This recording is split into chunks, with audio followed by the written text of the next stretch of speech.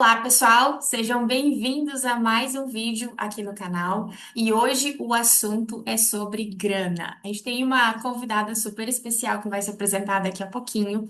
E você já se perguntou por que a sua empresa pode estar crescendo muito, mas vive apertado? Será que a parte de faturamento pode influenciar aí em você ganhar menos lucro? A gente vai debater esse assunto aqui. Para você que não me conhece, eu sou a Samara, sou especialista em Power BI e Excel, trabalho com dados, ajudo empresas a performarem muito melhor com decisões baseadas em dados. Minha convidada especial aqui, a Camila. Camila, se apresenta para o pessoal, por favor. Oi, tudo bom? Eu sou a Camila. Primeiro, eu queria agradecer o convite da Samara. Me sinto muito honrada, muito feliz com esse convite. Obrigada. Já fazem 20 anos, mais ou menos, que eu estou aí na área administrativa e financeira. A minha formação é administração. Sou especialista em controladoria, em gestão tributária e também em finanças. E durante a minha carreira aí vim fazendo várias extensões, né, de estudos, me aprofundando muito mais no tema, né? Então, hoje eu atuo diretamente nessa área de finanças e administração estratégica.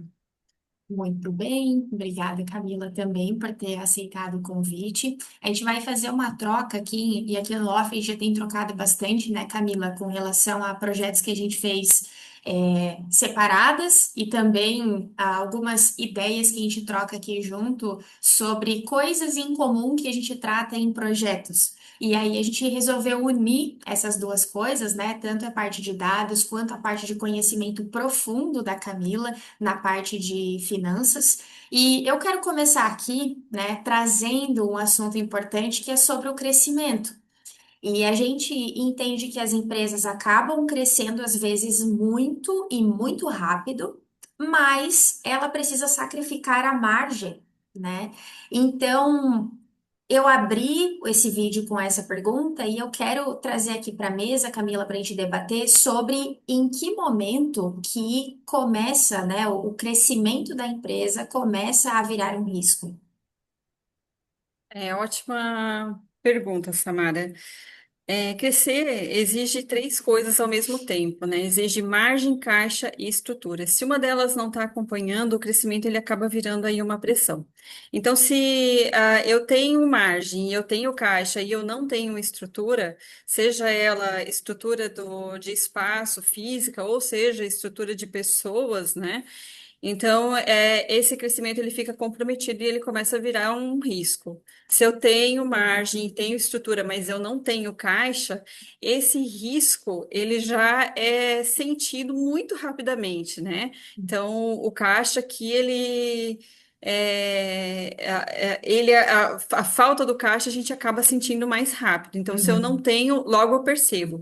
Agora, se eu tenho caixa, né, tenho a estrutura e não tenho margem, às vezes demora um pouquinho mais para perceber, porque o caixa ele vai sustentando aquela sensação de que está dando tudo certo, né? Ele Uhum. dá aquela sensação de que as coisas estão indo bem, mas a margem ela tem que entregar o caixa em algum momento.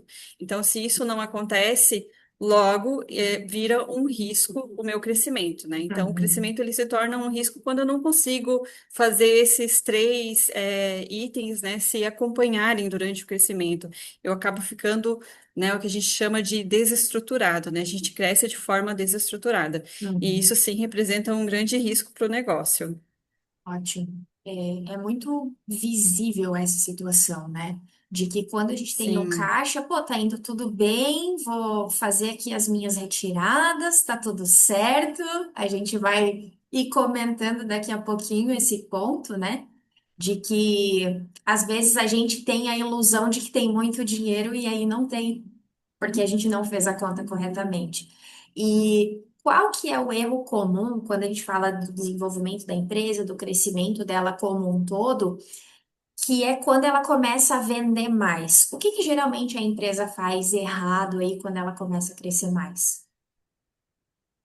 Quando começa a crescer de forma desestruturada, né, é muito fácil a gente confundir aí esse volume com o resultado, né? E não necessariamente faturar mais é lucrar mais, né? Quanto mais eu tenho de receita, às vezes eu tenho que ter mais um investimento, né, de equipamentos, investimento em equipe, tenho que aumentar o meu estoque. Muitas vezes até mudo ali a minha situação tributária, que pode ter um impacto grande. Então, às vezes, o meu desempenho ele está o mesmo, mas ele não é o suficiente para suprir essa alteração tributária da empresa que ela vai ter que sofrer, né? Uhum. Então, não necessariamente o faturamento ele é resultado, né? E um erro mais clássico é confundir isso. Então, eu estou crescendo, meu faturamento dobrou, mas quando chega lá no final das contas, meu Deus, o meu resultado às vezes monetariamente ficou o mesmo do que era antes, né? Em percentual ele ficou metade menor, né? Então Sim. é o caos, é uma Uhum. decepção, na verdade. Uhum. Eu já vi isso, tá? Quando você faz o cálculo ali, Bem tu comum. faz aquele DRE, né, certinho, aquele que é baseado em competência e tal, você acaba vendo que você teve um crescimento muito grande em faturamento, mas a tua despesa aumentou tanto quanto. Ou aumentou mais Sim. ainda do que você faturou. Por quê? A gente também entra num ponto aqui, né, Camila, que tu citou bastante a questão de pessoas e equipes. Porque quando a empresa está crescendo muito, ela precisa contratar muito rápido. Então, dependendo do quão rápido ela precisa contratar essas pessoas, não necessariamente ela consegue treinar todo mundo ao mesmo tempo. Então, a gente tem uma operação inchada, né? Eu estou produzindo muito, eu tenho muita gente para dar conta de entregar o que eu preciso, e esse custo aumenta consideravelmente, né? Então, a gente pode sim ver uma linha diferente lá, com relação ao lucro, com relação ao que a empresa está ganhando de fato. E entrando nessa linha do lucro, do faturamento ali, né? A gente tem uma diferença, né, Camila? Acho que seria legal tu trazer isso pra gente com relação a balanço da RE e fluxo de caixa. Sim, a gente tem três demonstrativos, né, que falam a respeito da empresa, né? Então, o DRE, que é o demonstrativo de resultado do exercício, ele vai falar sobre a saúde da operação da empresa, né? O que essa operação está trazendo, né? De resultado. O fluxo de caixa traz essa visão da saúde financeira da empresa. E o balanço, ele traz a estrutura de capital da empresa. Então, ele vai dizer o que eu consigo fazer com esse resultado que eu tenho e com esse caixa que eu tenho, né? Se eu consigo aumentar os meus ativos, né? Se a minha empresa está mais endividada do que saudável. Então, eu consigo ter um panorama bem completo dessa situação patrimonial da empresa, Uhum, né? uhum, Que seria o balanço. Então, elas têm essa ligação entre si, né? A minha operação gera um resultado, que gera um caixa, e que esse caixa me gera esse patrimônio, né? Que eu uhum, consigo administrar. Elas têm essa correlação entre elas, e é importante que quando a gente for analisar, não dá para analisar só um ponto isolado, né? A gente tem que analisar a empresa como um todo. Porque esses três demonstrativos, eles caminham juntos, né? uhum, Então, às vezes, o meu caixa está muito bom, mas é um empréstimo, enfim, é capital de terceiro que eu estou utilizando para alavancar a minha operação. Então, necessariamente, não significa que meu patrimônio está aumentando, né? Às vezes, eu tenho mais dívida do que eu tenho de patrimônio. uhum. Perfeito, colocação. E a gente acompanha isso. A maioria das empresas que eu tive contato, principalmente montando as planilhas de Excel há muito tempo atrás aí, o acompanhamento maior é do caixa. Se tem o caixa, então tá dando tudo certo, né? É. E a gente comentou ainda há pouco de um fator bem importante com relação às coisas acontecendo ao longo do tempo. E a gente fala de ciclos. E eu sei que você montou aí pra gente, Camila, um escopo de cenários em que cada ciclo ali ele pode ser bom, ruim, né? É péssimo e otimista. Então, se você puder compartilhar com a gente também, vai ser bem legal. Vou compartilhar. Até o ciclo financeiro demonstra, né, como que uma empresa pode muitas vezes crescer, né? e o caixa ficar afetado, né, por decisões mesmo do ciclo financeiro. E eu vou te dizer, Samara, que às vezes nem é uma decisão de fato, algo que o empreendedor ele consiga decidir. Porque se a gente vai trabalhar aí com empresas muito grandes, às vezes essa condição de pagamento ela é condicionada à contratação. Ou você quer ou não trabalha, né, eu não consigo te fornecer, não consigo Uhum. trabalhar contigo. E as pessoas às vezes acabam, né, tendo que aceitar condições que vão afetar ali consideravelmente o caixa, tá? Sim. Eu vou compartilhar minha tela aqui contigo. Uhum. Então tá. Eu trouxe aqui três situações, tá? Uma de um ciclo saudável, uma de um ciclo dos sonhos, né? E a outra de um ciclo caótico, né? E a gente vai falar aqui um pouquinho de ciclo financeiro, como é que ele pode afetar aí esse nosso caixa. Uhum. Então, esse ciclo saudável, né? Eu recebo ali o pedido do meu cliente, né? Faço a minha compra e começo a minha produção.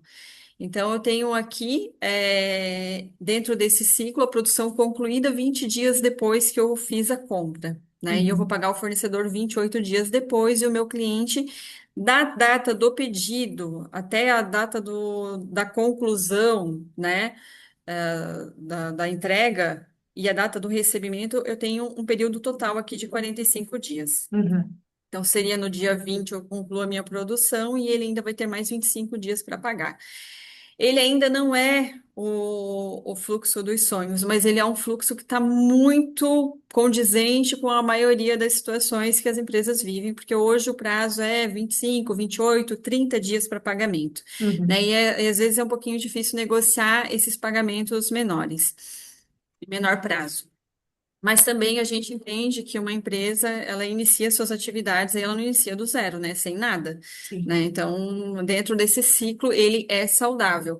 Em 15 dias ali, depois que eu pago o fornecedor, eu já tenho as entradas. Ele fica saudável ainda, tá? Uhum. É, Enfim, como eu deixei aqui, né? O caixa, ele respira, né? Consigo respirar com esse fluxo aqui. Boa. A outra situação do fluxo ideal, né, é eu ter aqui uma entrada, né? Então eu recebo, por exemplo, eu coloquei um exemplo aqui, receber 30% da encomenda ali, 7 dias depois que foi feito o pedido. Isso ajuda a financiar a operação. Então, se eu recebo antes, eu financio a operação com o dinheiro do cliente, Perfeito. né? E Uhum. aí o meu caixa, ele vai trabalhar a favor da empresa. Quando que Uhum. eu tenho a possibilidade de negociar isso aqui? Quando o meu produto é um produto personalizado, né? Uhum. Então eu vou fornecer um molde, por exemplo, né? Empresas que fazem molde. Vou fornecer um molde. Esse molde ele é personalizado, ele não é uma coisa de prateleira, um produto de prateleira que eu vou lá e compro, eu compro várias unidades. Não, ele vai ser fabricado especialmente para minha demanda, que é bem específica. Então, Uhum. nessas situações é mais fácil de se negociar esse ciclo, né, que é o mais saudável, que ele vai bancar essa operação, né, com o dinheiro ali do cliente, né? Então, nesse exemplo aqui desse ciclo, né, eu pago o fornecedor ali em 28 dias, a mesma coisa acontece do que o ciclo anterior, né? Uhum. E eu vou receber ali do meu cliente 30 dias depois. Então, praticamente a hora que eu termino de pagar o fornecedor, eu já recebo do cliente e eu mantenho esse ciclo, né, sendo financiado pelo cliente. Uhum. Então, essa é a forma que eu tenho o ciclo mais saudável. E também a gente tem bastante essa situação, por exemplo, em supermercado, né? Supermercado, eles têm o lucro é muito baixo, né? A rentabilidade ali é muito baixa. E normalmente o caixa dos supermercados, eles são melhores, porque eles recebem muito à vista, eles têm um volume maior de entrada à vista e eles têm mais tempo para pagar os fornecedores. Uhum. Então, eles conseguem trabalhar bem essa questão do ciclo financeiro, é um ponto positivo aí, né, diante das margens tão baixas que eles trabalham, tá? E depois eu vou ter aqui um ciclo aqui caótico, né? E que acontece bastante também, tá? Dependendo do Acontece tipo de muito. negócio, né? Não é que esteja De- errado, mas é que cada tipo de negócio vai viver um ciclo financeiro diferente mesmo, né? Justamente. Às vezes a gente está, quando está começando uma empresa, a gente está trabalhando é, na sobrevivência, né? A gente precisa ter contratos, a gente precisa ter clientes, nós precisamos vender, a gente precisa fazer o negócio gerar, nós temos uma folha de pagamento para pagar, então precisa vender. E aí o mercado que impõe o ciclo, né? Se vender para grandes empresas, o mercado vai impor o ciclo. Então a gente Uhum, acaba trabalhando nesse ciclo caótico, né? Eu faço o pedido, o fornecedor, às vezes tem que pagar ali em 10 dias, isso acontece, né? Vai comprar concreto, vai comprar. Tem pedras, né, que a gente compra também, que são ciclos bem pequenos, assim, então a gente não consegue trabalhar muito porque o mercado trabalha desse jeito, né? uhum, É difícil mudar essa condição lá no fornecedor. E aí tu tem a tua produção concluída aqui, coloquei aqui ó, em D mais 30 tem a produção concluída e o teu cliente só vai pagar, né, em D mais 90, né, o dia mais 90 dias ali, né? uhum. Então tu já desembolsou nos 10 primeiros dias e só vai receber depois de 90 dias do início do pedido ali. Esse seria o ciclo caótico que a gente tem aqui, né? E que é um grande risco escondido ali no crescimento, Uhum. né? A gente cresce, tem margem, mas não vê o dinheiro, né? Aí chega lá no final dos números, né? O empresário fala, mas cadê o dinheiro? Eu tenho o resultado, mas cadê o dinheiro? Né? Onde que está esse Financia dinheiro que eu não estou total o vendo? cliente aqui. Em Justamente, alguns, em, financia al- totalmente o cliente. Uhum. E A gente tem aí, assim, tem situações de mercado que os clientes, principalmente os de grande porte, eles dão algum suporte aí para antecipar esses recebimentos, mas ele tem um custo, né? exato, Então, é sim. importante colocar isso na ponta do lápis.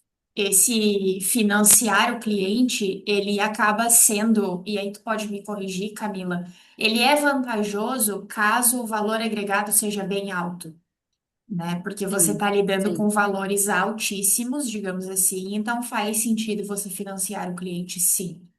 Então, a Quando questão você tem margem, né, não tem problema. Se você tiver margem, dentro aí do você tem projeto.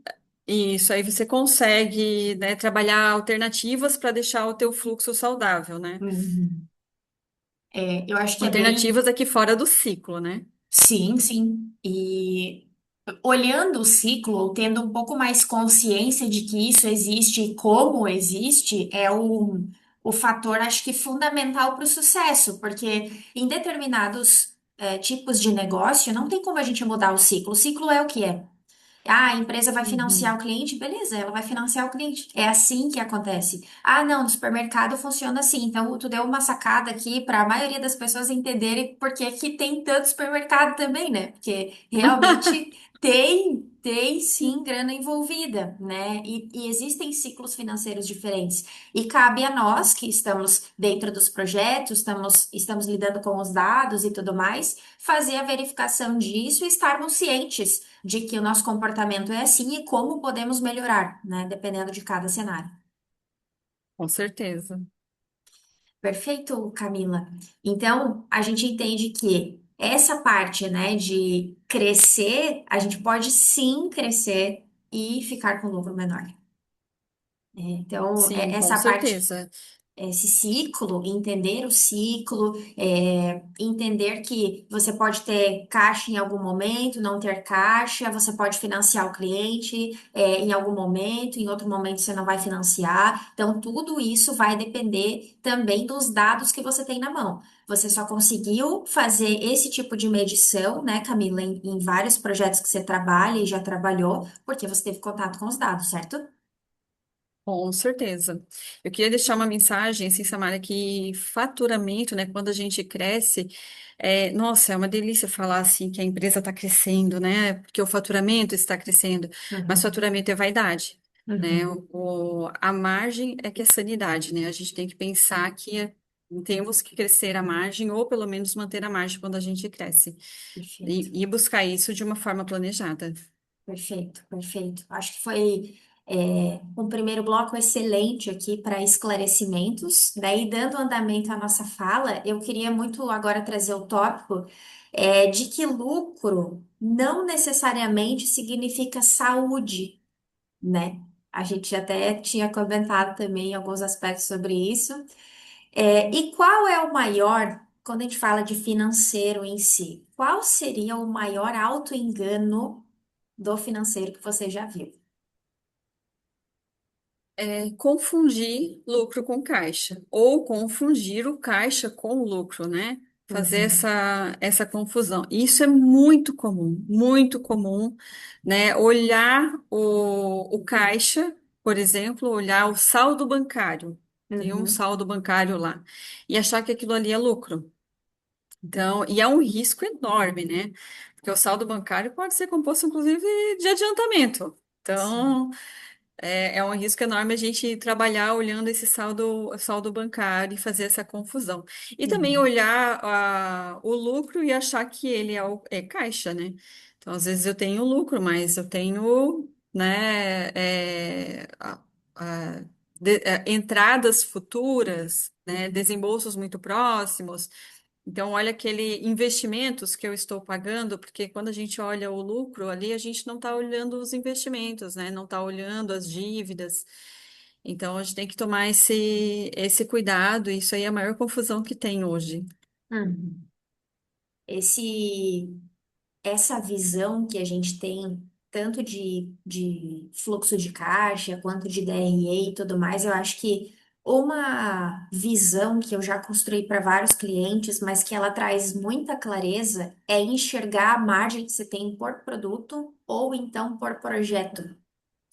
E eu já Sim. vi muita empresa olhar só o DRE e falar assim, beleza, tá tudo certo, é isso mesmo. Só que quando você tem que desmembrar e achar o problema, você tem que entender qual é o teu produto que tá te lucrando, tá te trazendo mais margem, corrigindo, né? Tá te trazendo mais margem. Qual é o tipo de projeto que está te trazendo mais margem, qual não está? E quando a gente fala de pessoas que estão atreladas aos projetos, a gente também tem algumas produtividades ali dentro, horas, né? Quando a gente fala de projeto, a gente está falando de material e de gente. Então, fazer essa visualização também pode trazer muita clareza, né? Ela é fundamental, né? E às vezes a gente tem situações em que o produto que mais vende não é o que mais lucra. Mas ele precisa estar ali, né? Que é, por Uhum, exemplo, uma padaria, né? O produto que mais vende é o pãozinho. Mas ele não é necessariamente o que traz o maior lucro. Mas ele precisa, a padaria precisa vender pão, né? exato. Senão não vai chamar os clientes. Uhum, Então, acho que é importantíssimo a gente olhar por projeto, né? Por produto, né? Se for olhar aí essas empresas de varejo, as grandes empresas de varejo, nossa, tem mais, sei lá, mais de 5 mil produtos. Eles analisam produto por produto, uhum, né? E é claro que é sempre feita uma análise se o produto não traz margem, se tem a necessidade de ele estar ali ou não estar ali, porque tem produto também que não se consegue aumentar a margem, né? uhum, Difícil de aumentar a margem. Ah, agora eu vou começar a vender o pão por R$ 50 o quilo, não vou vender, sim. né? Não vai dar certo. Mas porque é o mercado que estabelece esse preço, né? Então, já existe algo já estabelecido no mercado, é difícil de se trabalhar. Mas a gente só consegue descobrir quando a gente olha item por item, né? Faz Uhum, essa comparação item por item. E isso é uhum, super importante. Às vezes a gente tem ali um produto que traz o maior resultado e ele está sendo pouco trabalhado no comercial, né? Então, o comercial ele poderia estar mais motivado para vender aquele produto que traz o maior resultado, né? E às vezes boa. não está trabalhando em produtos que a margem, né, não é tão atraente, que não ajuda tanto assim para o crescimento da empresa. Por isso, essa conversa tão importante com os dados, tanto de comercial quanto de financeiro. O quanto a pessoa de financeiro ali precisa estar munida de dados, precisa conhecer o que está sendo vendido para poder também questionar e muitas vezes mudar a estratégia de venda. Não necessariamente aquilo que está sendo vendido é o que está sendo importante para a empresa nesse momento, é o que está trazendo margem e tudo mais. É óbvio que existem momentos e momentos, né? Existem riscos que a gente calcula eles e assumimos eles, mas não dá para continuar tocando uma empresa sem medir esses riscos, sem avaliar Justamente. eles de maneira constante, no sentido de não analisar às vezes todo dia, porque uma estratégia pode levar meses para você colher os frutos, né? Mas você começar a prestar atenção em movimentos que você faz e retornos que você tem, Com certo? certeza. O financeiro, munido desses dados, né, ele tem que trabalhar em conjunto, tanto com o comercial como com o compras, né, e definir essas políticas, políticas de vendas e políticas de compras, né. Uhum. E quando for necessário, elas têm que ser alteradas, né. Então, o financeiro vai acender a luzinha lá, né, olha, do semáforo, né, tá vermelho aqui, a gente tem que mudar essa política aqui, vamos ter que mudar a forma como a gente compra, a forma como a gente vende. E os dados eles servem para isso, né? Para a gente poder, dado por si só não traz informação, mas o dado que tem valor, ele traz essa informação justamente para essa tomada de decisão. Uhum. Às vezes a gente precisa analisar poucos dados, mas que sejam dados certeiros, que sejam indicadores que realmente façam a diferença e não fazer milhares, aí vários, e achar que aí sim você está enxergando a operação e às vezes não está, está se confundindo mais ainda. Com E certeza. trazendo ainda, Camila, essa vertente, né, que a gente vem comentando sobre caixa, sobre lucro, o que realmente quebra, né, a empresa? É a falta de lucro ou a de caixa? Essa pergunta é sempre é tradicional, né? Mas o que realmente quebra uma empresa é a falta de caixa, né? Quando a Hum. gente não tem lucro, a gente consegue trabalhar esse ciclo financeiro e, né, tentar reverter a situação. Acho que tem que ser, muita coisa tem que ser analisada. Mas quando a gente não tem dinheiro, né, não tem cash, não tem muito para onde correr. Então a Uhum. empresa acaba quebrando por falta de caixa, mais por falta de caixa, Uhum. né? A Perfeito. saúde financeira da empresa, ela tem que ser prezada, né? Ela tem que ter essa dedicação. Uhum. É que o lucro, ele, a gente vê até, né, que existem estudos e tudo mais, que a empresa pode levar até 3 anos para ser lucrativa. Ah, pode demorar até um ano para ser lucrativa. Beleza, então como é que ela sobreviveu até agora, né? É porque ela tinha caixa, ela tinha o cash É. para fazer Pode levar até girar. mais, tá? Pode levar até mais. Já vi empresas levando muitos, muitos anos para ser lucrativa, né? E aí pessoas falando, meu Deus, mas por que que não fecha esse negócio? Mas tinha caixa, então foi sobrevivendo, né? Uhum, Conseguiu sobreviver. Uma hora o resultado vai ter que entregar o caixa, né? uhum, Mas quando está muito perto ali, ela consegue sobreviver muito tempo dessa forma, né? Entre o caixa e o resultado, eles estão, né, quase juntos ali. Mesmo que não tenha resultado, tenha pouco resultado, nunca é um fator isolado, né, sim. Samara? É importante que a quebra de uma empresa também nunca é um fator isolado, é sempre uma somatória de fatores, né? Uhum, Mas o caixa, ele tem um impacto muito significativo, porque as pessoas começam a ficar sem alternativas, né? As alternativas no mercado são poucas e uhum, são caras, né? Quanto pior está a minha situação, mais caro é para eu resolvê-la. sim. Então, isso acaba afetando significativamente ali na saúde da empresa. Uhum. Perfeito. Perfeita colocação. Entrando agora no aspecto de que a empresa está crescendo, né? A gente já falou ali, pô, tá crescendo, tal, beleza, tô vendendo mais, vou contratar mais gente, isso, aquilo, aquele outro, a loucura está acontecendo. Quais são os primeiros sinais de descontrole, Camila? Boa pergunta, Samara. Olha, acredito que o primeiro sinal de descontrole, né? Ele não está no número, a gente não vai ver no número, mas a gente vai ver mais no comportamento, né? Então é quando o empresário virou um bombeiro, né? Ele está o tempo todo apagando fogo. Ele começa a empurrar pagamento, começa a negociar prazo, renegociar os prazos que já estavam negociados, começa a decidir olhando ali o saldo do dia, começa a tomar decisão com o que ele tem na conta e já não faz mais conta, aí a empresa já está desestruturada, tem muitas pessoas, não ajudam na tomada de decisão, né? Então ele acaba ficando pressionado e ele está atuando ali que nem um bombeiro, só Uhum, apagando incêndio o tempo todo, né? E empurrando a situação para frente, né? Sem conseguir resolver. Então, o sinal, ele não vem ali no número. E, às vezes, o fato de não olhar o número já vai, é o que vai trazendo esse comportamento, né? Que já vai desencadeando esse comportamento. E esse comportamento de bombeiro, ele é sustentável até um certo período. E a operação inteira sabe que a empresa está descontrolada, porque todo mundo é pressionado o tempo inteiro. As Com coisas mudam certeza. de prioridade, as coisas saem, assim, não tem planejamento de nada. Todo mundo entra ali 7:30 da manhã, 8 horas, sai às 6 da tarde, naquela loucura de fazer 300 coisas ao mesmo tempo. Chegou sexta-feira, poxa, o que que eu trabalhei tanto essa semana, mas o que que eu realmente fiz? Né? O que que eu realmente tirei aqui de proveito da minha semana? Porque, meu, não parei nem para me organizar com as tarefas, não sei qual é o próximo passo. A gente vê muito isso.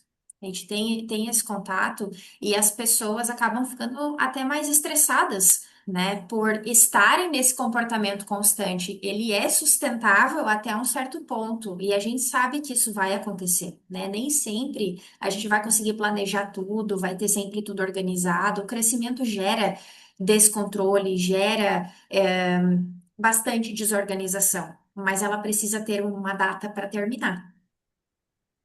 É desconfortável crescer, né? E crescer significa deixar de ter controle, mas não significa perder o controle, né? Então, a Uhum, hora que a gente perde o controle, isso de fato é um risco enorme, né? uhum, Então, esse movimento de virar bombeiro, né, ele tem que cessar, porque senão o desempenho né, da equipe, o desempenho todo acaba indo pelo ralo. uhum. E é por isso que A nesse gente momento, compromete mesmo, e compromete a eficiência, compromete o desempenho, né? E não é só de pessoas, né? Do processo inteiro como um todo. sim, e a gente olha para esse tipo de situação e a gente, acho que quem tá nesse meio de incêndio e tudo mais, até entende aonde está. Né? E a própria pessoa começa a tentar achar soluções. Poxa, o que que eu preciso? Agora eu vou contratar um sistema. Porque agora o sistema vai dar tudo certo. Agora eu preciso do sistema financeiro. Aí contrata o sistema financeiro. Ninguém tá treinado. Ninguém, assim, às vezes a planilha de Excel poderia resolver o problema, mas eu já vou contratar um sistema, eu já vou aqui porque daí eu quero me resolver. E assim, você se atropelar nas coisas vai te dar mais transtorno do que te ajudar.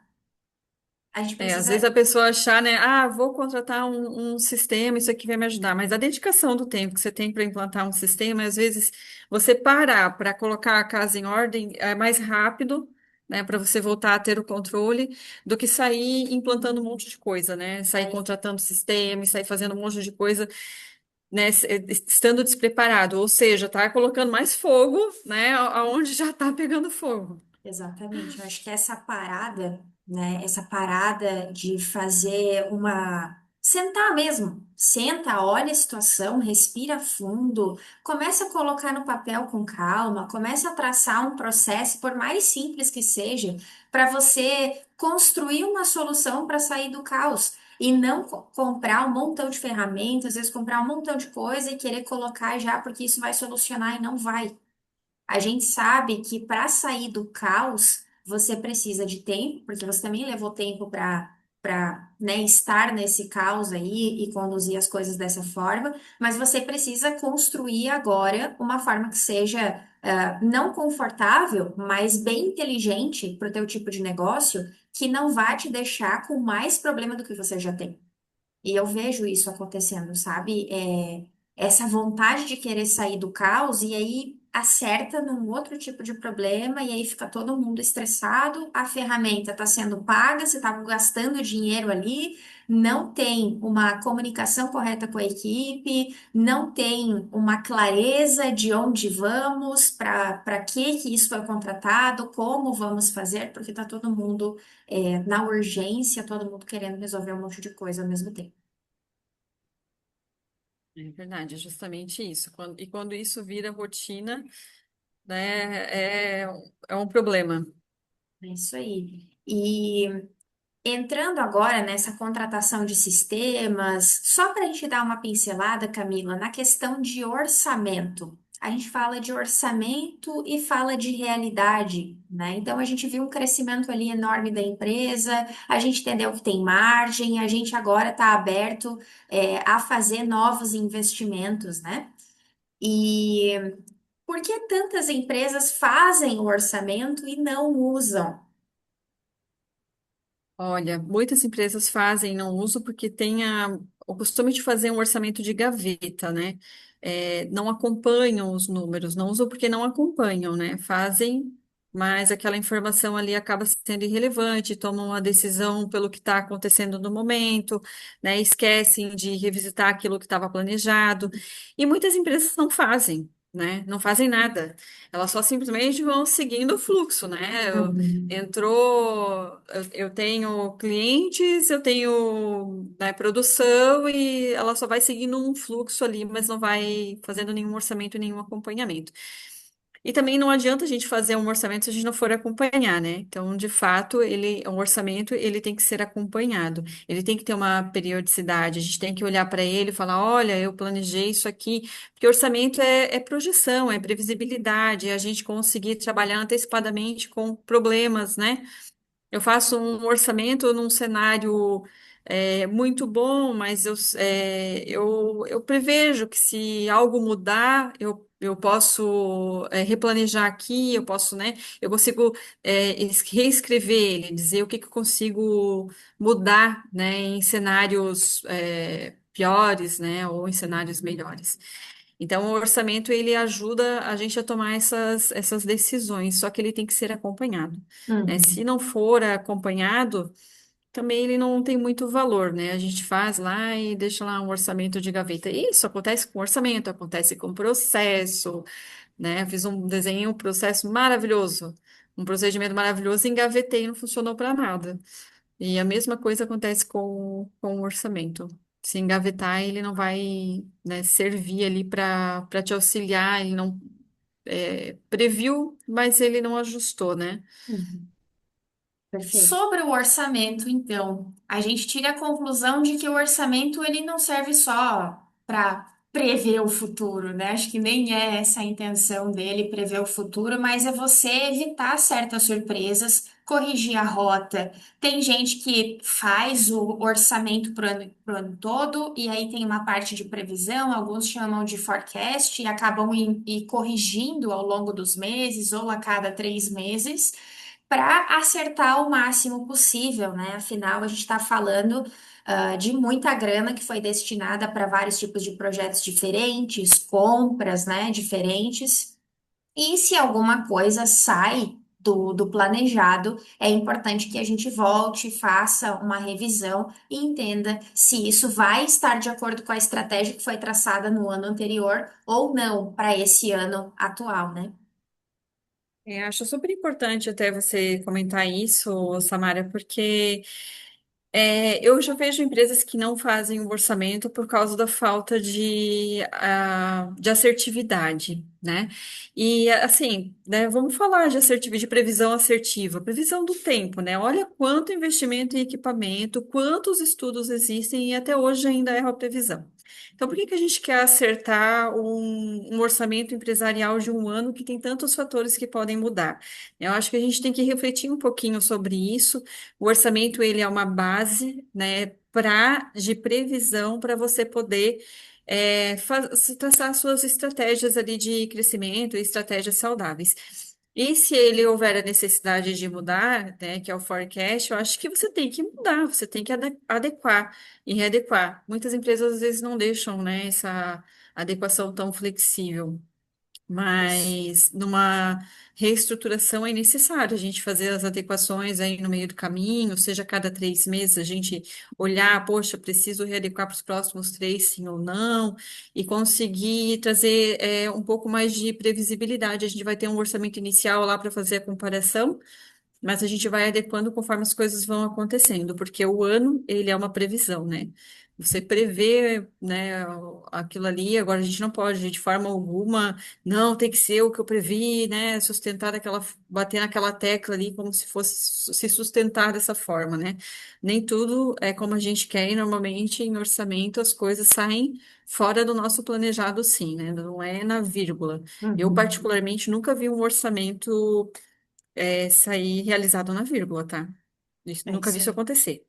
A questão aqui, né, Camila, que tu traz, me vem uma palavra muito forte aqui, uma frase, na verdade, que diz assim: planejamento é perda de tempo.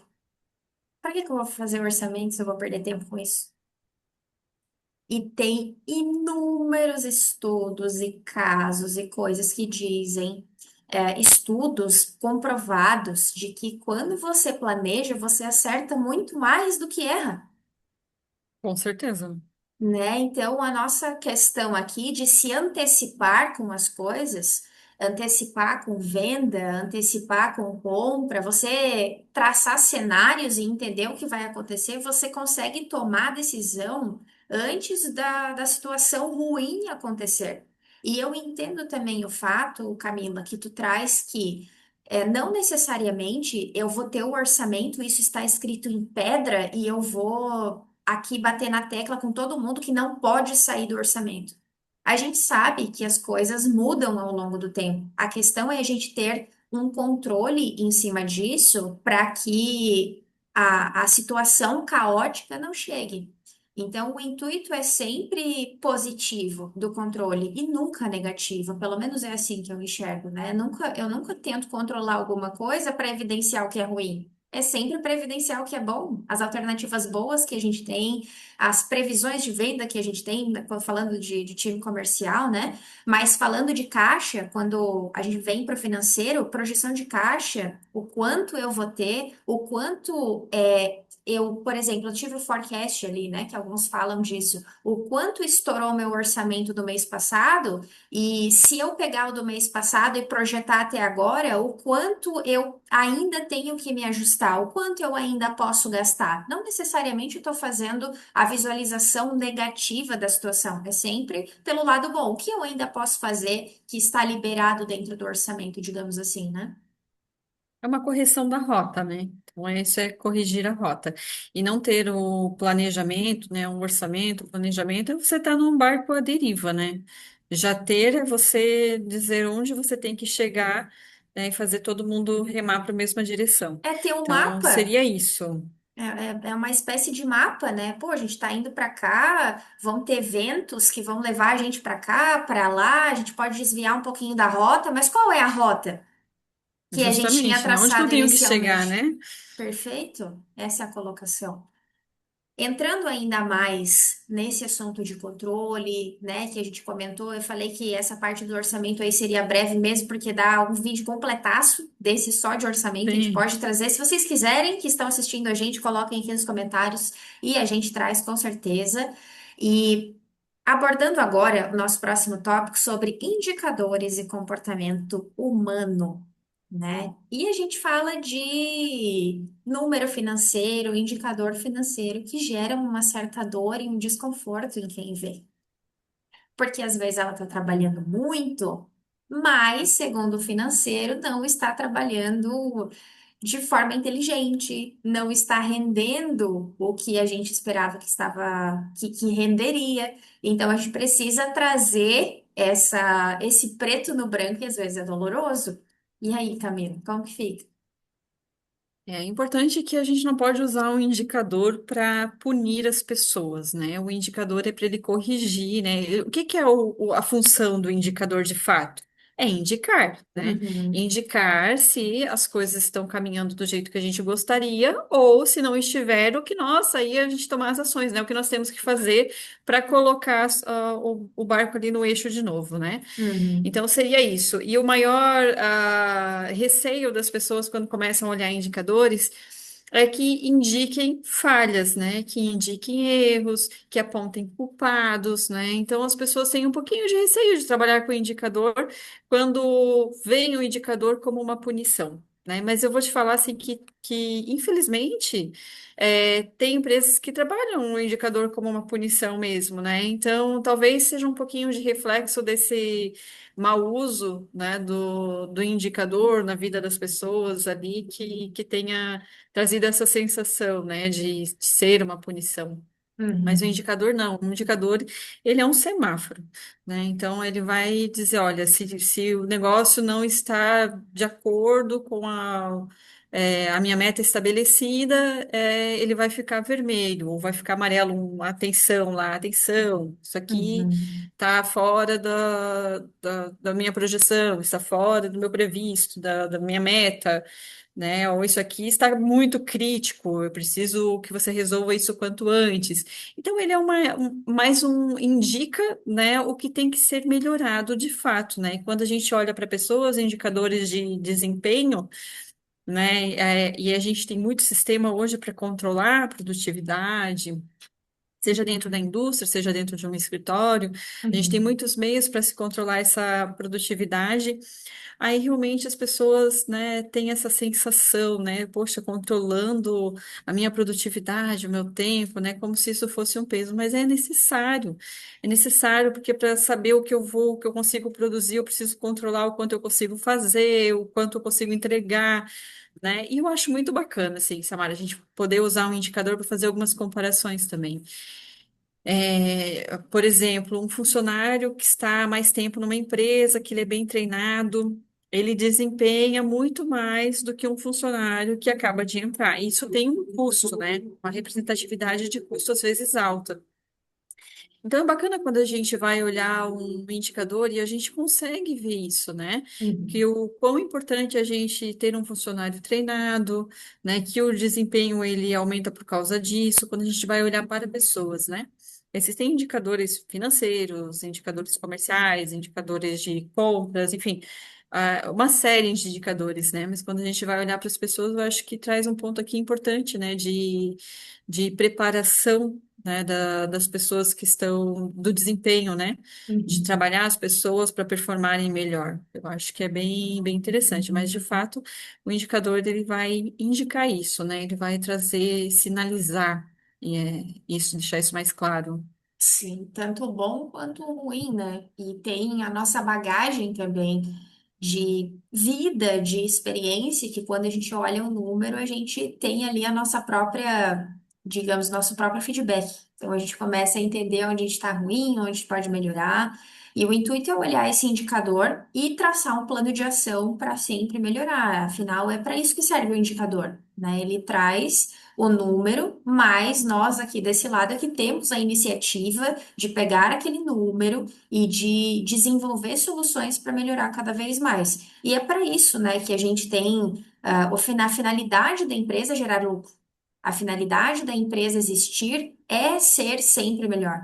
Então, não tem como a gente fugir desse tipo de visão e trazendo esse ponto ainda de ser melhor, de desenvolver, de a gente buscar essa parte mais lucrativa, eu sei que você trouxe aí para gente o DRE, né? E a gente Sim. vai conversar um pouquinho mais sobre isso. Eu vou compartilhar aqui um DRE e ele vai trazer um indicador aqui bem Agora sim. importante. Então tá, o que que é um DRE, né? O DRE é um demonstrativo de resultado do exercício. E esse exercício, ele pode ser um mês, 2 meses, 3 meses, um semestre, né? É um período que a gente deseja analisar, tá? Então eu trouxe aqui uma situação de DRE que eu vou abrir aqui. E que a gente tinha conversado lá, feito lá no início da nossa conversa, que era da gente analisar os números, né, por produto, por projeto, a gente conseguia analisar esses números e identificar os produtos que não trazem tanta margem ou os produtos que trazem mais margem, tá? E aqui Uhum. eu trouxe 3 produtos, uma empresa que fabrica aqui 3 produtos, de forma geral, para a gente dar uma analisada e olhar um indicador aqui que é super importante, que é o indicador de eficiência operacional, que é o EBITDA, tá? Então, é, eu trouxe aqui o que que é um DRN. A gente começa falando aqui dessa estrutura. A gente vai ter a estrutura principal dele, que vai ser a receita, né, os tributos, o custo E as despesas, né? O custo é os materiais, recursos, né? Sejam de produtos, materiais ou pessoas, da minha operação de fato, né? Da minha produção. E as despesas vão ser a parte administrativa da empresa. Vou separar dessa forma, até como se fosse Uhum. o escritório e a fábrica, tá? Só para ficar mais claro e mais fácil de entender, tá? Então, dentro desse contexto aqui a gente pode trabalhar depois também essa questão das despesas, né? Faz rateio, não faz rateio, isso aí dá Assunto longo. pano para manga, é assunto longo. Mas aqui não vou fazer nenhum tipo de rateio, a gente Tudo vai só bem. mostrar, a gente vai inicialmente até o EBIT daqui para a gente entender essa contribuição aqui antes do imposto, antes dos encargos financeiros, né? Uhum. O quanto que esse produto ele está trazendo aqui de contribuição.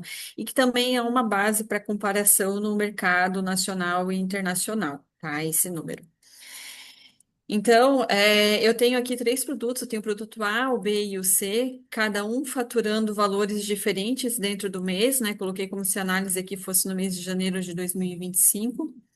A tributação aqui, se eu for abrir, eu posso abrir essa tributação, então ela tem uma composição, é PIS, COFINS, ISS, ICMS, IPI, são os tributos hoje a nível nacional, ano que vem já vai entrar novos tributos, né? Uhum. E eu vou ter aqui a minha receita líquida, que é deduzindo esses tributos, tá? Então, se a gente for olhar aqui, tem um pouquinho de margem diferente, porque na minha receita aqui eu também tenho as deduções da receita, que são as devoluções de mercadoria, vendas canceladas, né? Que é possível a gente ter aí dentro de uma competência, tá? Uhum. Até aqui tudo bem. Se a gente tivesse só imposto para pagar, né? Tava tudo certo. Sim. E eu começo a vir aqui para o meu desmembramento do custo. Então, se eu for olhar aqui o produto A, deixa eu erguer um pouquinho mais aqui, eu vou fechar esses campos para ficar, que eu não travei ali em cima. Uhum. Mas o meu produto A, ele tem um custo de 49% do valor da receita, tá? Em relação à receita. O produto B é 102% de custo, ou seja, ele nem está se pagando, tá? Nem se Uau. paga. E o produto C é 61% do custo. Então, Uhum. aqui eu já tenho um erro gravíssimo, e às vezes eu estou com essa situação na empresa, e se eu não faço essa análise por produto, eu não consigo visualizar onde que eu estou perdendo dinheiro. Às vezes eu Uhum. tenho lá 50 produtos, né? E eu tenho um produto que vende muito e ele está nesse estado, em que o custo dele eu estou pagando para trabalhar, né? E acontece mais do que a gente pensa, tá? Uhum. Então, aqui, esse DRE ele é um DRE gerencial, tá? E o que eu gosto de falar quando a gente vai trabalhar DRE gerencial é que a gente tem que analisar aquilo que realmente importa, né? Então, eu coloquei aqui, por exemplo, o que que compõe meu custo? Compõe o custo do produto, o custo com pessoal, outros custos de fabricação, que eu não sei aonde que eu coloco, isso sempre acontece, né? Aí é uma Uhum. lixa, é um disco, sei lá, eu não sei onde que eu vou encaixar isso aqui. Então, a gente coloca ali em outros custos de produção. O custo com a estrutura da fábrica, né? Da fábrica em si. Então, Uhum. tudo isso vai compor esse custo. Esse custo da fábrica, às vezes, a gente calcula aqui por metro quadrado de uso do espaço, né? Então, a gente consegue tirar um dimensionamento e é mais fácil do que fazer um rateio lá da despesa administrativa. Uhum. Dentro desse custo, eu poderia ter aqui, por exemplo, trabalhar, né? Eu tenho aqui matéria-prima, mas eu já vi, por exemplo, empresas que a matéria-prima principal é aço, então queriam separar. Eu quero separar, eu quero ver o aço.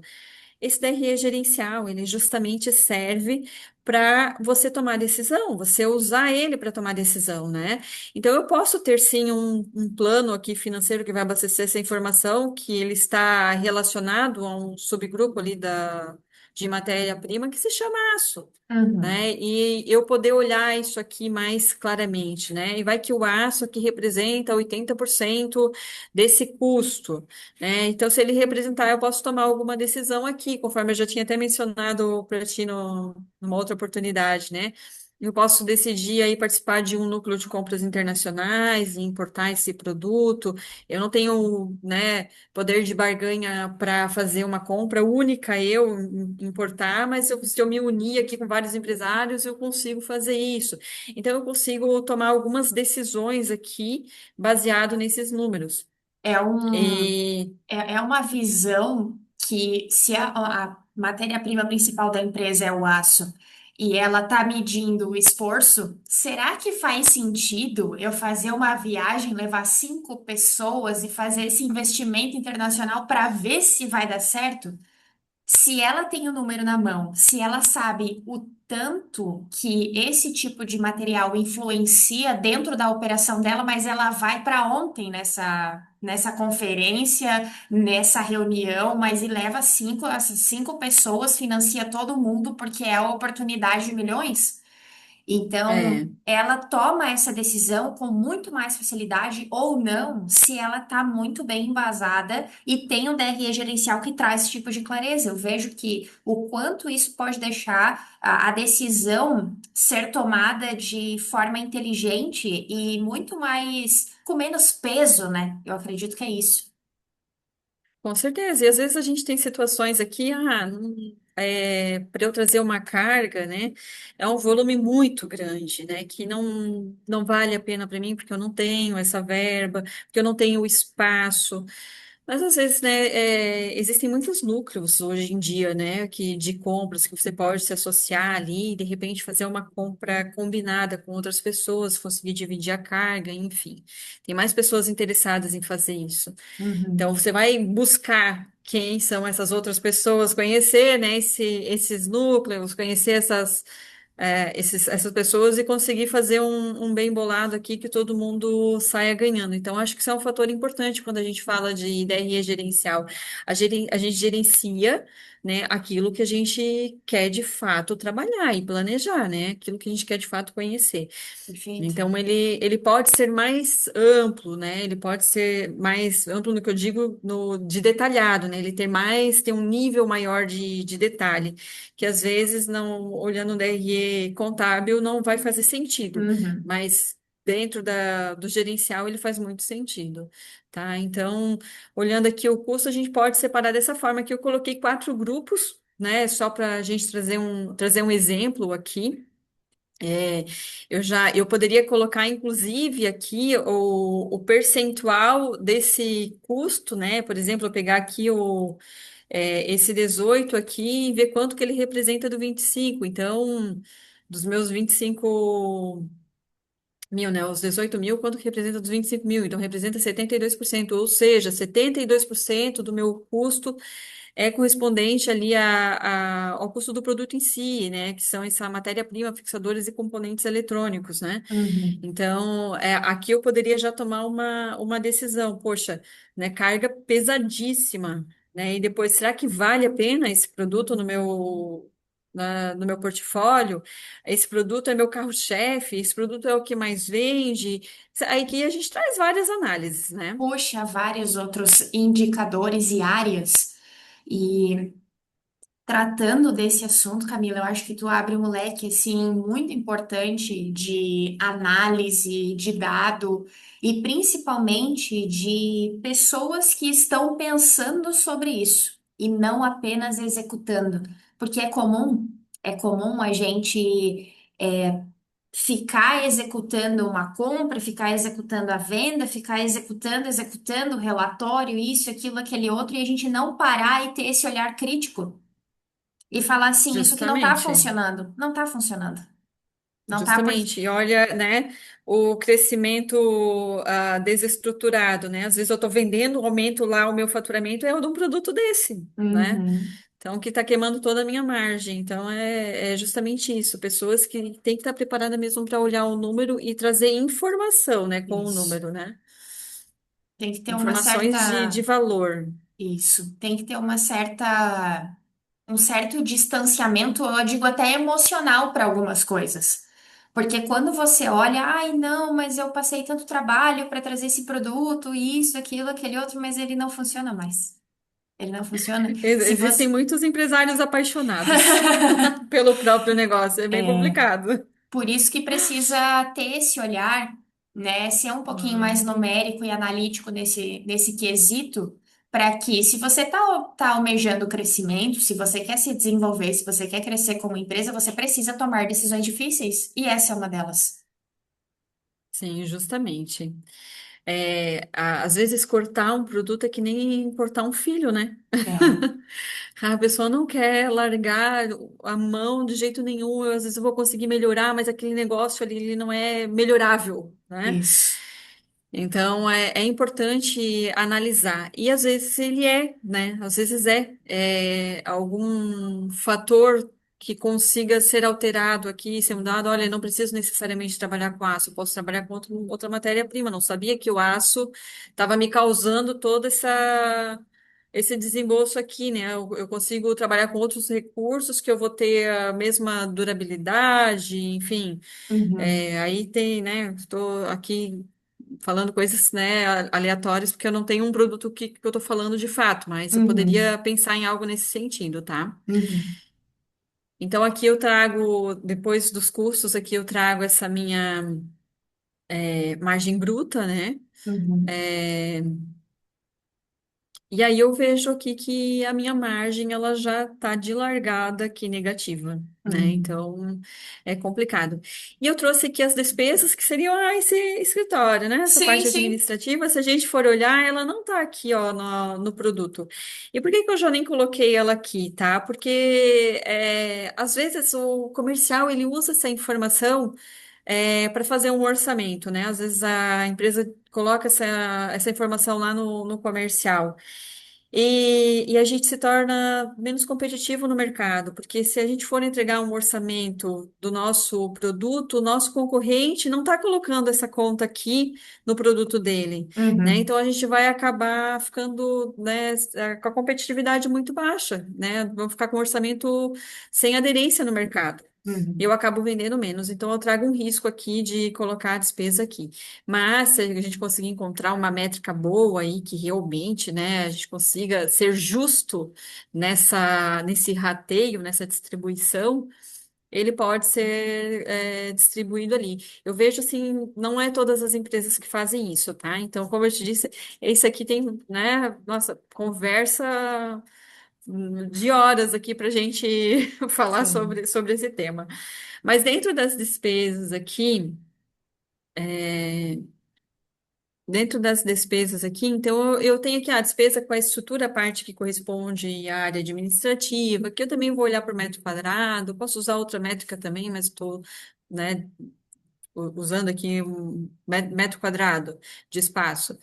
Tem uma despesa lá com o pessoal do administrativo, tem outras despesas ali do setor, tem despesa do comercial, do setor comercial, que é importantíssimo a gente deixar aqui ela destacada, né? A gente conhecer o quanto que a gente usa ali com despesa comercial. Então, e aí que ele está me trazendo aqui 7%, né? Então, e aí eu tenho aqui o meu famoso EBITDA aqui, né? Então, o meu EBITDA ele está em 22%. E Uhum, esse EBITDA é o lucro, né, antes do imposto de renda, né, antes da depreciação, antes dos juros, né, uhum, esse lucro que eu tenho antes dessas operações, tá? Então, depois disso, e é importante, assim, ó, ele tem que estar positivo, né? Se ele não tiver o positivo, a minha operação, ela tá, né, tá caótica. E mais legal, Samara, é que tem uma base de comparação, né? A gente pode comparar com empresas listadas na bolsa se o nosso negócio está, né, com o EBITDA muito perto ou muito distante do que está acontecendo no mercado. Aí você, ai, mas meu Deus, uma bolsa listada numa empresa listada na bolsa é uma empresa que já é muito grande, né? Eles têm, óbvio que eles têm um EBITDA maior, mas eles também têm uma estrutura muito maior, tá? Então, eles são grandes, eles são eficientes ou não, às vezes não, a gente vai se surpreender, né? Mas eles também têm uma estrutura muito maior. Então, a gente pode usar como base de comparação, sim. E é importante a gente fazer isso, tá? Não tem como a gente comparar com empresa pequena, porque a empresa pequena não divulga. Então, a gente tem que Uhum. comparar com o que a gente tem de número, que é o que está divulgado, né? E existem alguns sites aqui que a gente pode procurar, que é bem interessante a gente fazer essa análise, tá? Uhum. Para entender se nós estamos com esse número adequado na nossa operação.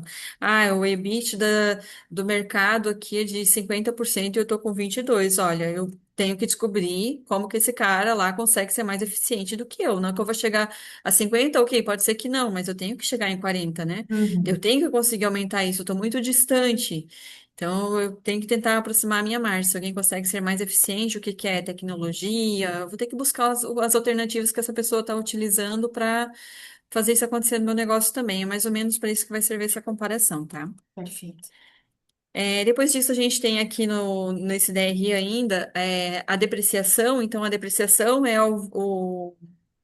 todo bem que a gente compra, né? Eu comprei uma máquina, né? Um equipamento, ele vai perder valor no tempo, né? Então, contabilmente, às vezes o valor contábil a gente perde mais do que o valor real, né? Mas o que a gente vai computar aqui, de fato, é o valor contábil, tá? Uhum. Uhum. Então, aqui, e às vezes ele nem é computado aqui mensalmente, né? É computado ali semestralmente, enfim. Pode pegar lá da contabilidade mesmo esse número e colocar ele aqui, tá?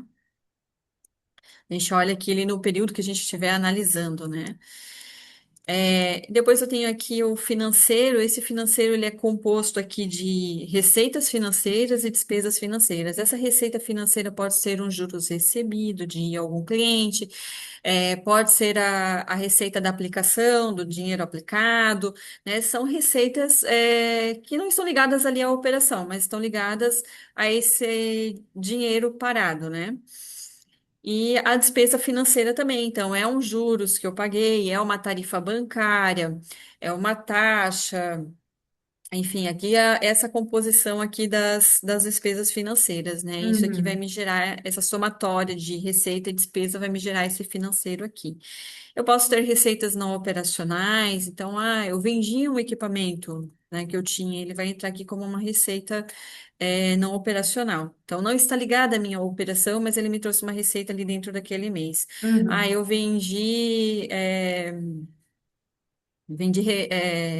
como é que chama? Retalho, sobra de material, né? Então, ele vai entrar Refugo. ali como refugo. Uhum. Então, vai entrar aqui também como uma receita aqui não operacional. Tá, e daqui do EBITDA, descontando a depreciação, esse financeiro e esse não operacional, eu vou ter ali esse lucro antes do imposto de renda e da contribuição social. E aí eu vou apurar aqui o meu imposto de renda e contribuição social conforme for a opção tributária da empresa, né? Pode ser ali o Simples Nacional ele já vai estar computado numa guia só, mas a gente pode separar para poder comparar situações tributárias, né? Mas ele vai estar composto numa guia única. Mas tem ali o lucro presumido ou o lucro real, né? E por que que ele não está lá junto com os impostos, né? Justamente porque ele é um imposto sobre o lucro, né? Lá os impostos, aqueles tributos, é sobre o faturamento. E aqui a gente está falando exclusivamente de um imposto sobre o lucro, tá? Uhum. Então, eu vou ter aqui esse meu imposto sobre o lucro, que foi de 63 mil aqui. E aí, no final, descontando esse imposto de renda e contribuição social, eu vou ter a minha última linha. A gente fala, qual que é a última linha? Todo mundo quer saber da última linha. Sim. Que é o lucro líquido aqui no final, né? Sim. Então, nessa minha continha aqui deu 46%. Desculpa, 46% não, deu 46.021%, mas eu tenho um produto ali, né, Tá que puxando para baixo. monetariamente até não é tão representativo, né, mas em percentual ele é bem importante, né, eu trouxe 14% dele, né, de prejuízo, ou seja, eu tenho que tomar uma decisão a respeito desse produto específico dentro da empresa, né, Uhum. identificar se, aqui, ó, como eu te disse, Samara, isso aqui traz muitas análises que a gente pode fazer aqui, tá? Uhum. Mas eu queria trazer dessa forma, né? Olhando por produto e olhando o total, né? E como é importante a gente olhar por produto, porque quando a gente olha o total, tá muito bom, né? Sim. Mas quando a gente olha para o produto, a gente encontra algo a ser trabalhado aqui, né? Uma falha aqui no processo. Então, é muito importante a gente conseguir ter essas visões, essas duas visões, né, do por produto, do total, e para poder tomar uma decisão, tá? Perfeito, perfeito, Camila. Acho que essa, essa visão que você nos trouxe deixou tudo muito, muito claro mesmo.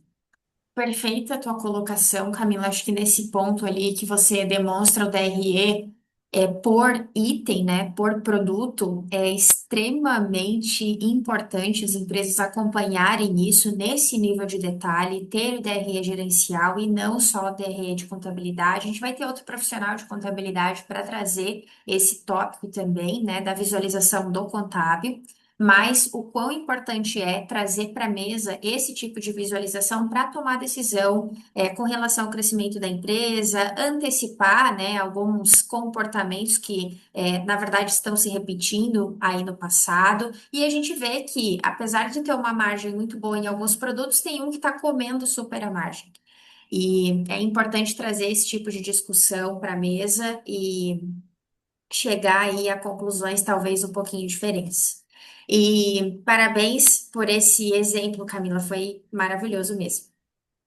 Que bom. Uhum. Vamos para o nosso tópico aqui, que Hum. a gente até tinha comentado um pouquinho, que é sobre o crescimento da empresa, né? E é ter uma empresa madura e ter uma empresa ansiosa, que é aquela empresa que vive apagando incêndio, todo mundo tem esse mesmo comportamento. E aí eu te pergunto, qual é a maior diferença ou a principal diferença entre uma empresa que é madura e uma empresa que é ansiosa? Boa pergunta, Samara. No meu ponto de vista, a empresa mais madura, ela tem mais previsibilidade, né? Então, ela trabalha mais os dados, ela faz o planejamento, ela tem um alinhamento estratégico que todo mundo, todas as pessoas estão sendo direcionadas, né? Então, ela tem esse trabalho mais estratégico. Já a empresa ansiosa, né, como você citou ali, vive no modo bombeiro, né? Então, ela vive ali apagando fogo, vive, né, problema atrás de problema, baixo desempenho, né? E às vezes ela não tem esse tempo, ela está dedicando tanto tempo apagando fogo que ela não tem esse tempo para olhar estrategicamente ali para o número e poder tomar uma decisão e sair daquele estado. A gente tem muitas empresas nessa situação e às vezes até combina muito com a fase que elas estão, porque as empresas mais maduras, às vezes, elas já foram uma empresa ansiosa, né? Elas já Uhum. passaram por isso. Então, não quer dizer que o fato de o empresário ele estar nesse modo, nesse momento, ele vai viver sempre nesse modo, ele não vai conseguir sair. Não é possível sair desse modo, sim, né? E se tornar uma empresa madura no processo aí no mercado. Então, as empresas maduras, eu tenho certeza que a maioria já passou por isso. E às vezes até eles passam, só que como já estão mais estruturados, ainda conseguem, né, manter o planejamento, conseguem olhar, né, para esses processos, para esses números de uma forma diferente. Então, é um aprendizado conforme o tempo vai passando, né? É a estruturação do negócio, né? Às vezes começa de um jeito, vai crescendo, né? Tá no modo sobrevivência, sem conhecer de fato os números, e depois, conforme vai passando o tempo, vai entendendo, vai sentindo essa necessidade, vai colocando isso no papel, os dados, olhando os números e vai aprendendo aos poucos e se transformando, né? Passando aí dessa empresa que está no modo bombeiro para essa empresa madura que consegue estrategicamente tomar decisões melhores aí para a empresa como um todo, né? De resultado, desempenho e tudo mais. Uhum. Essa parte da redução da ansiedade ao longo do tempo, ela acontece quando a gente consegue acertar, né, esse ponteiro de previsão. Então, quanto mais a gente pode fazer projeção, montar cenários, entender o nosso histórico, né? Porque, eu vou vender quanto? Ok, eu posso me basear no histórico para ter a compra, mas eu também preciso olhar o meu funil de vendas.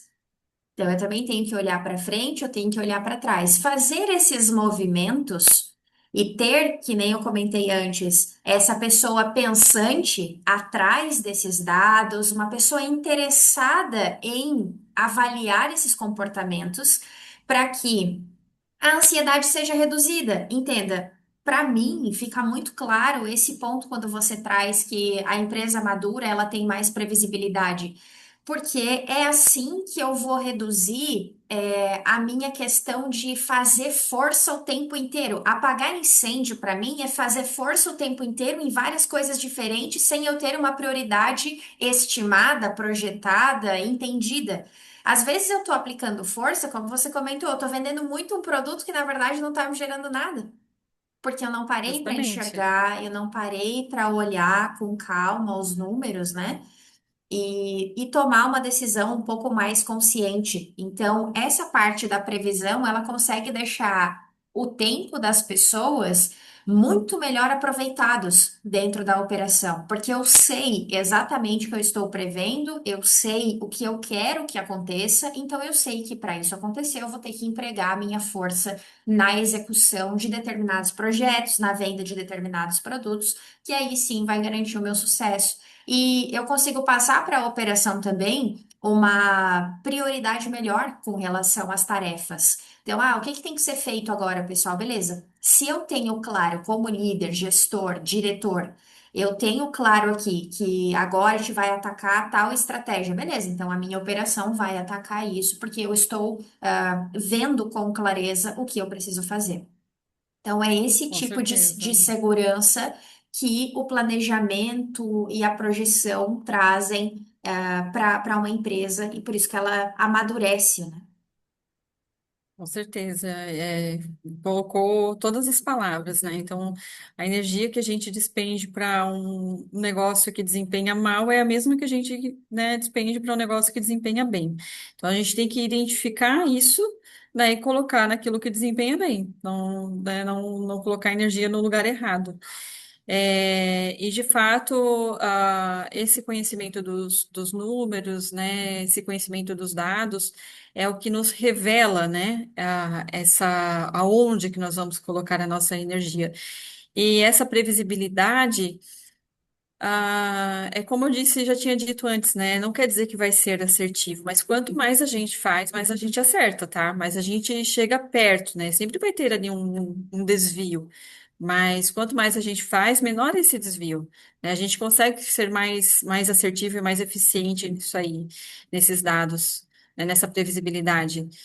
E, e é isso que de fato transforma as empresas, né? Sair desse modo ali de bombeiro e começar a trabalhar nesse modo mais estratégico, entendendo, né, onde atuar, né? Qual é a frente que a gente vai priorizar. Uhum.